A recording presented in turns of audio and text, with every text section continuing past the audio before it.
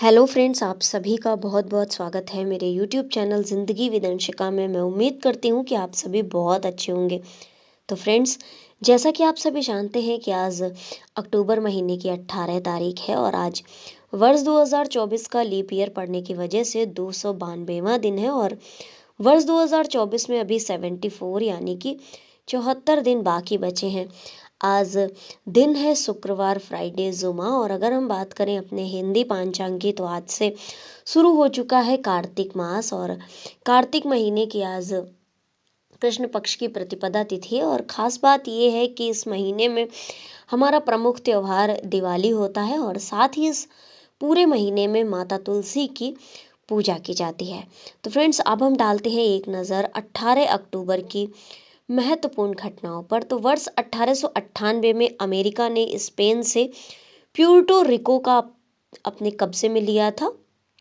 1922 में British broadcasting corporation यानी कि बीबीसी की स्थापना हुई थी।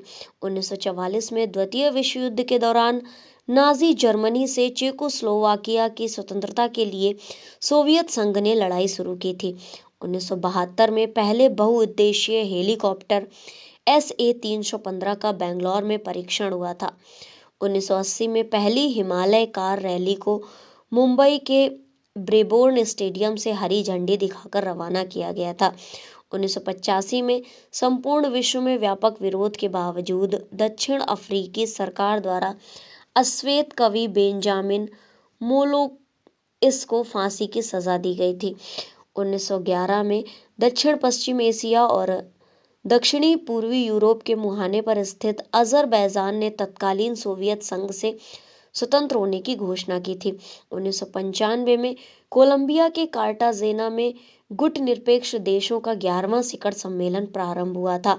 1998 में भारत और पाकिस्तान आणविक खतरे रोकने के लिए सहमत हुए थे।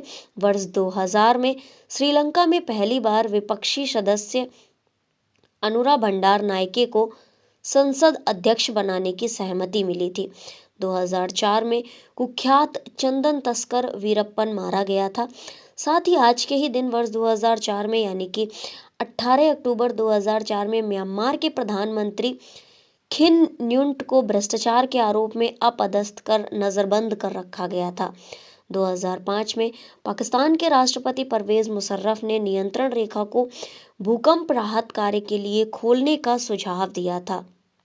2007 में 8 वर्ष के बाद बेनजीर भुट्टो अपने वतन पाकिस्तान लौटी थी। बेनजीर भुट्टो की मोटर कार रैली में हुए आत्मघाती हमले में 139 लोगों की मौत हो गई थी और 450 लोग घायल हुए थे। इस आत्मघाती हमले में बेनजीर भुट्टो जी बाल बाल बची थी। साथ ही आज के ही दिन वर्ष 2007 में ही कनाडा की संसद के निचले सदन में म्यांमार की विपक्षी नेता आंग सान सू की को कनाडा की मानद नागरिकता देने के प्रस्ताव को मंजूरी प्रदान की गई थी। और इसी के ही साथ सुदूर अंतरिक्ष में जीवन की तलाश के लिए हैट्रिक इलाके सैन फ्रांसिस्को में एलन टेलीस्कोप एरे ATA लगाया गया था। वर्ष 2008 में उत्तर प्रदेश की मुख्यमंत्री मायावती जी ने रायबरेली की रेल कोच फैक्ट्री के लिए 189.25 करोड़ एकड़ भूमि रेल मंत्रालय को वापस की थी।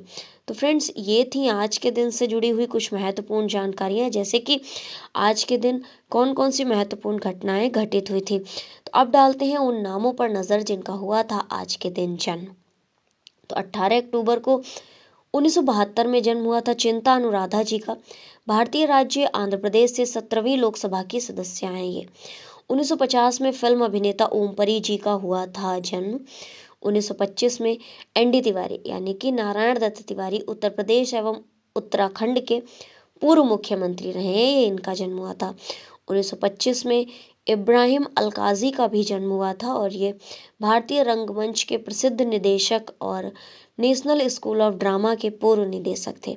1919 में विलियमसन ए संगमा का जन्म हुआ था। ये भारतीय राज्य मेघालय के पहले मुख्यमंत्री थे।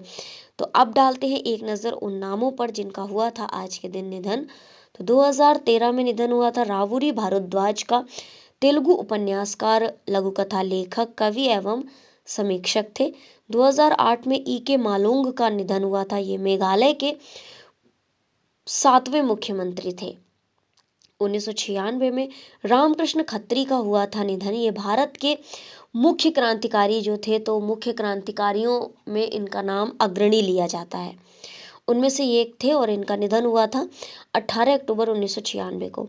1976 में निधन हुआ था प्रसिद्ध तेलुगु साहित्यकार विश्वनाथ सत्यनारायण जी का, और 1865 में निधन हुआ था विश्वकाउंट पामस्टन का। 19वीं शताब्दी में 2 बार प्रधानमंत्री के रूप में कार्य करने वाले एक ब्रिटिश राजनेता थे।